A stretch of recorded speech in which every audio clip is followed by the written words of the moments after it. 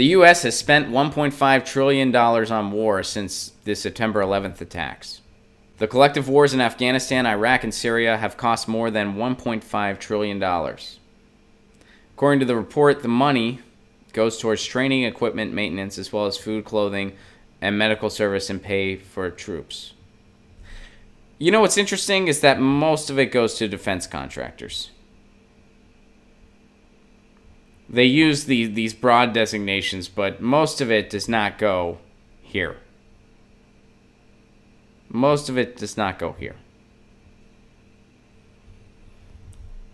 And they use that in many ways. First, they use that to exploit our fellow citizens in the military.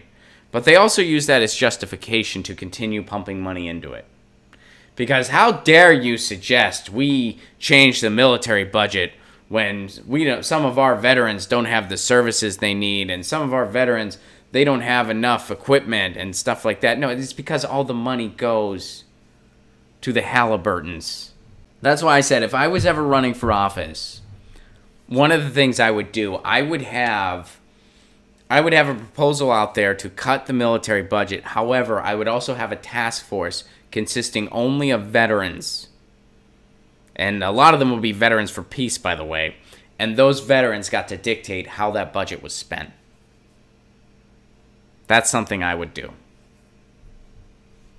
Anyway, ahead of the announced trip to Afghanistan, Secretary of Defense James Mattis told reporters traveling with him he was hopeful for peace talks with the Taliban, and that this would signal an end to America's longest war. I wish.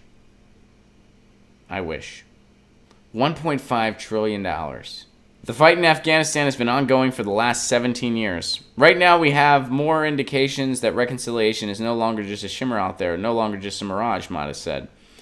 It now has some framework. There's some open lines of communication. Over the summer, a top U.S. State Department official met Taliban officials in Qatar to try to lay the groundwork for broader peace talks.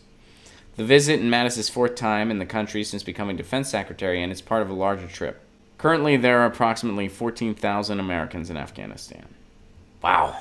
So much money. So many resources. And I hate to sound like a negative Nancy, but I have a feeling we ain't going to be seeing much peace from this administration. I don't think much is going to change in Afghanistan anytime soon. I'd love to be wrong. $1.5 trillion. $1.5 trillion. Get your news on with Ron. Don't you want to know what's going on? We're getting our news on today. Get your news on with Ron. Don't you want to know what's going on? We're getting our news on today. You can tweet me an article at Ron Placone. We'll go through it together and make it our own. Get your news